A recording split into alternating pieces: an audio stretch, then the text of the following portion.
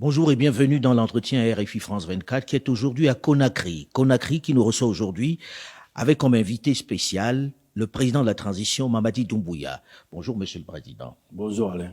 Il y a quelques mois, 2 mois exactement, vous preniez le fauteuil de chef d'État, vous renversiez le président Alpha Condé. Qu'est-ce qui s'est passé exactement?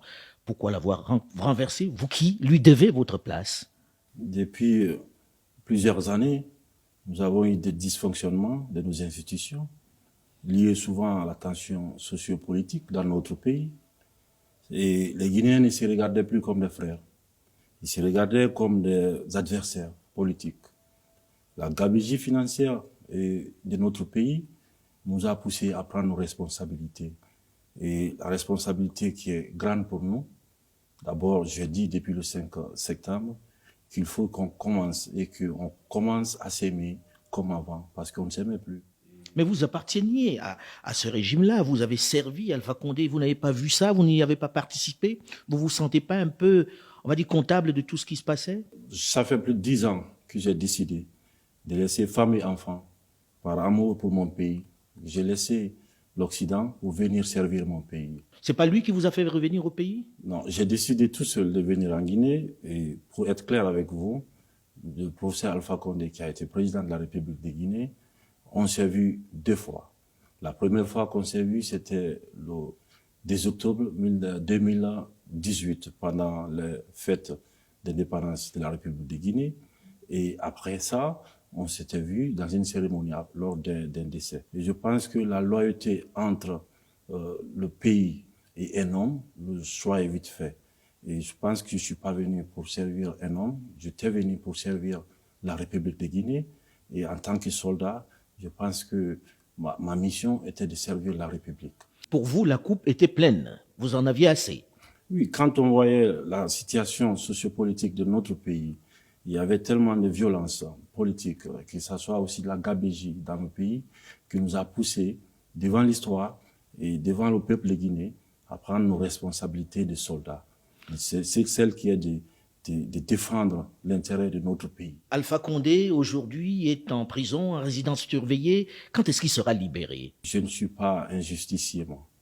Je suis le président de la transition.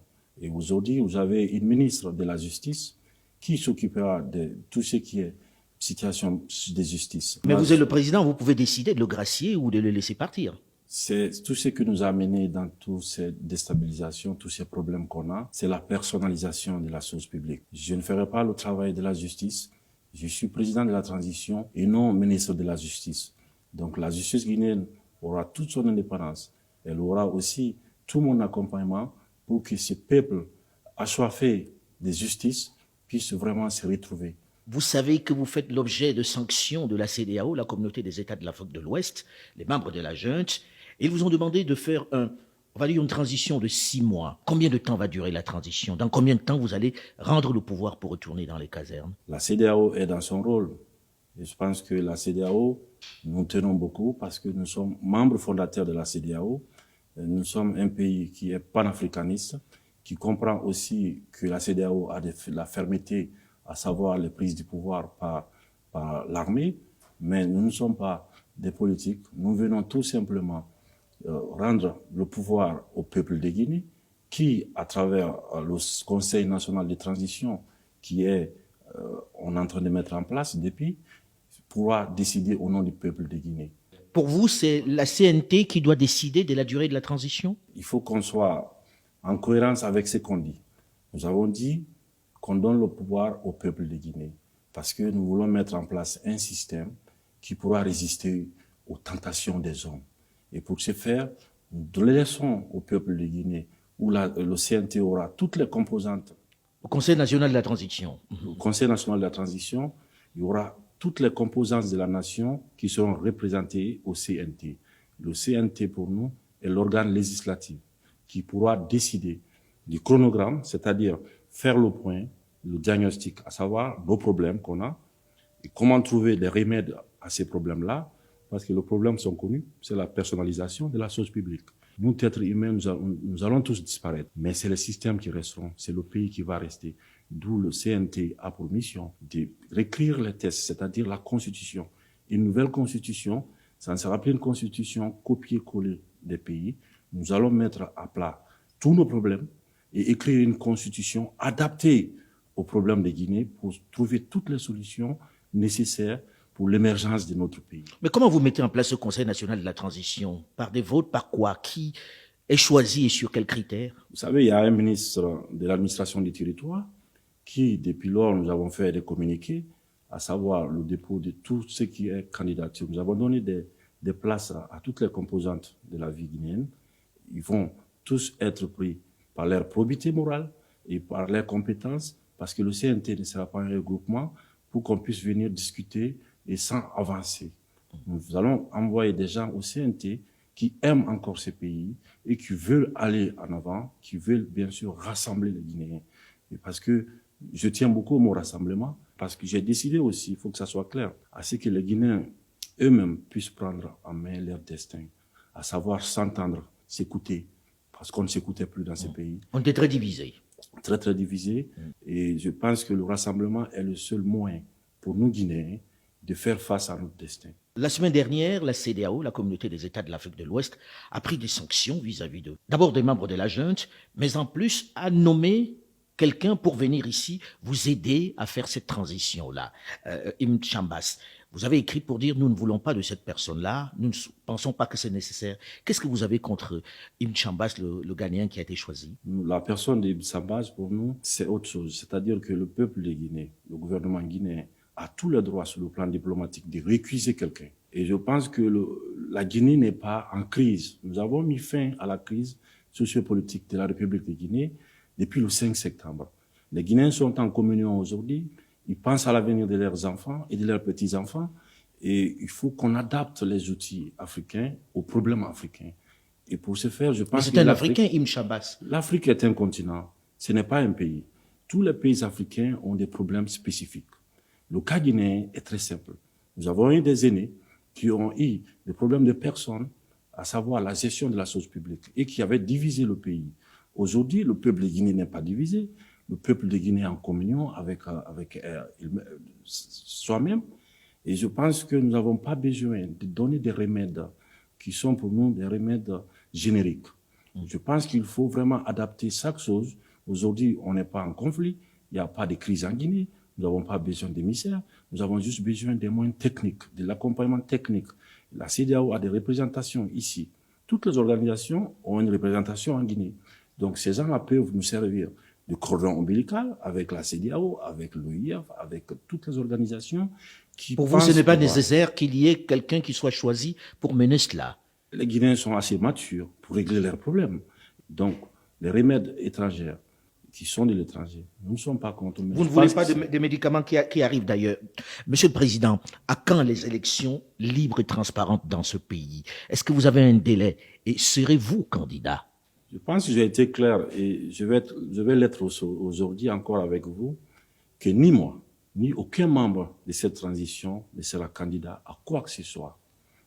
Nous allons mener la transition à bon port avec tous les Guinéens. Nous allons partir de la base au sommet, par les communales, après les législatives et présidentielles, pour permettre que le président qui viendra après ne soit pas là à vouloir s'éterniser. Car le peuple n'acceptera plus jamais qu'on personnalise la chose publique. Donc pour moi, la durée de la transition doit être définie, le chronogramme de la transition doit l'être aussi par l'organe législatif. Vous avez dit par la CNT. On comprend que ce soit la CNT qui décide de la durée de la transition. Là, vous promettez que vous ne serez pas candidat. Mais dans ce pays-ci, on se souvient, il n'y a pas longtemps, qu'il y a eu un autre officier, il n'était pas colonel, il était capitaine, qui a pris le pouvoir et qui avait promis de s'en aller, Moussa Dadis Camara. Et ça s'est mal terminé, ça s'est terminé par des coups de feu. Quelle est la garantie que nous avons que le colonel Mamadi Doumbouya va s'en aller? Est-ce qu'on peut croire en vous? En tant que soldat, nous tenons beaucoup à la parole donnée. Et en même temps, nous avons fait quoi? Nous avons fait un état des lieux de toutes les expériences qui n'ont pas marché dans notre pays. Et nous ne voulons vraiment pas faire les erreurs du passé. C'est pourquoi nous sommes déterminés là-dessus, à ce que les choses soient inclusives, le calendrier, le chronogramme, le délai de la transition. Je ne peux pas vouloir dire au peuple de Guinée que je le donne sa liberté par la voie de tout ce qui est organe législatif et en même temps imposer un délai au peuple guinéen.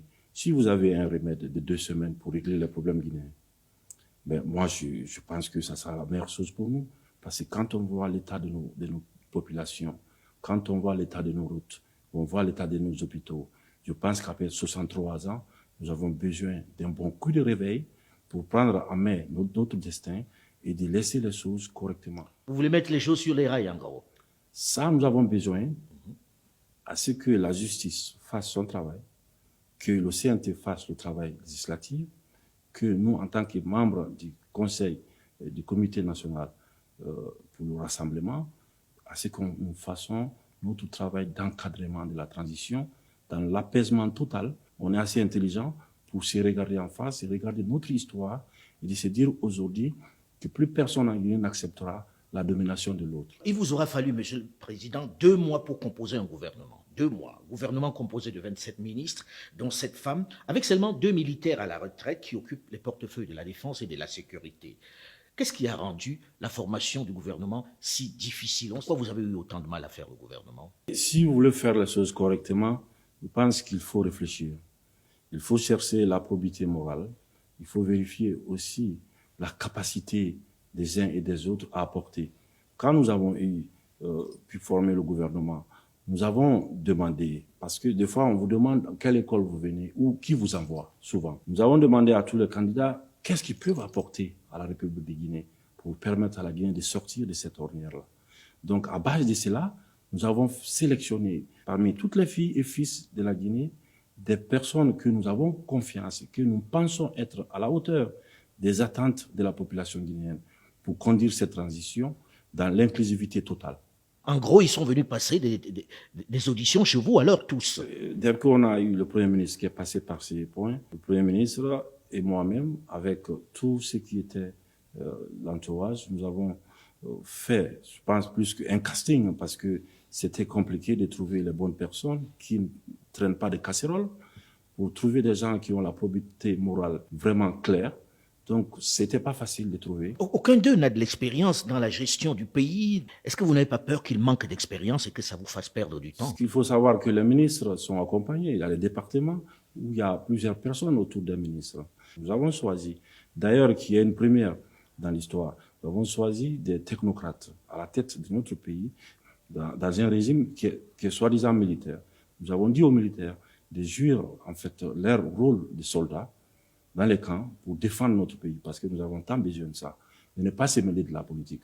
Et aujourd'hui, ces technocrates, nous avons totalement confiance en eux, et j'ai aussi entièrement confiance au Premier ministre, qui est M. Mohamed Biabogui, qui nous avons choisi parce qu'il a le sens du consensus. Et c'est quelqu'un aussi... C'est l'élément qui a déterminé le sens du consensus pour son choix? Oui, parce que je pense que cette transition, nous n'allons pas accepter qu'il y a des projets personnels. Nous avons voulu qu'il y ait des consensus, qu'on se comprenne, encore une fois. Parce que chaque fois qu'on ne s'est pas compris, ça nous a amené à quoi? Au sang, ça nous a amené aux larmes et aux victimes, qui sont tous des enfants de ces pays et qui pouvaient aussi être des ministres, mais qui ont été faussés dans leur vie. Donc je pense que le Premier ministre Mohamed Biabogui, qui est quelqu'un qui a une grande expérience à l'international et qui est un homme de consensus, peut aider le gouvernement guinéen aujourd'hui à sortir de cette ornière-là. Alors on a vu les populations guinéennes dans les rues lorsque vous avez pris le pouvoir, des gens qui se réjouissaient. Vous bénéficiez d'un état de grâce aujourd'hui qui est exceptionnel. Qu'est-ce que vous avez à donner? Il y a beaucoup d'attentes. Qu'est-ce que vous allez donner? C'est quoi la prochaine étape là? Ma vie entière, je donnerai à ce peuple-là qui mérite ça. Et si on a décidé le 5 septembre d'aller à la mort, c'est parce qu'on avait vu l'état de notre pays.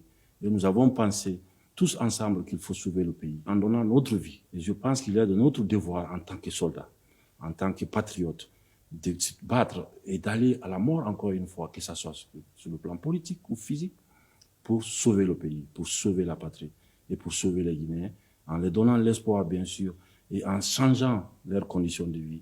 Parce qu'après 63 ans, après tout ce qu'on a en Guinée, comme économie, comme mine, comme tout ce qui va avec... Comme richesse, j'ose dire, je pense que ce peuple mérite mieux que l'état dans lequel nos aînés l'avaient mis. Aujourd'hui, vous avez dit la justice sera ma boussole. Est-ce qu'on peut vous croire là-dessus? Est-ce que la justice sera vraiment libre, Monsieur le Président? Vous savez, c'était mon credo. Je tiens beaucoup à la parole donnée. Pour moi, la justice, il n'y a pas de développement sans justice. Si vous voulez développer votre pays, il faut qu'il y ait la justice. Il faut que la justice puisse jouer son rôle fondamental, qui est pour nous l'impartialité dans tout ce qu'on fait. Monsieur le Président, aujourd'hui, est-ce qu'on peut gouverner un État comme celui-là en ayant cette sanction de la CEDEAO? Vous ne pouvez pas voyager, gel des avoirs, etc. C'est les décisions de la CEDEAO. Est-ce que ce n'est pas un réel handicap? Nous avons bien sûr besoin de nos partenaires, mais ce qui est pour nous non négociable, c'est la souveraineté nationale. Parce que nous tenons à la liberté. Et la CEDEAO, je pense, doit penser au mal qui gangrène nos pays. Et je pense que la CEDEAO doit penser au peuple africain de l'Ouest, parce que le peuple aussi a besoin de la protection des institutions qui, à leur nom, est censé aider nos pays et nos populations à sortir de l'injustice.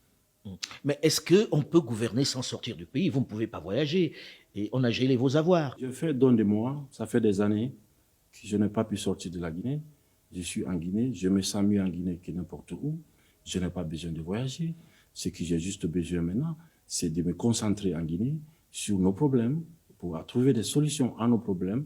Et à ce qui concerne les avoirs, nous, les membres du CNRD, nous n'avons rien à geler. Donc ça, pour moi, c'est juste des principes. Mais à savoir s'il y avait quelque chose à geler, vous pouvez chercher, vous ne trouverez pas. Maintenant, nous faisons tout quand même pour arrêter l'hémorragie dans notre pays. Et depuis notre arrivée, nous avons essayé de fermer tous les robinets parce que pour moi, les deniers publics ne sont pas quelque chose qu'on peut jouer avec. Donc, le voyage, je pense que nous avons besoin de voyager, bien sûr, en Guinée, pour voir nos problèmes en face et trouver des solutions à nos problèmes. Merci beaucoup, Monsieur le Président. Merci de nous avoir reçus. Merci, M. Allais.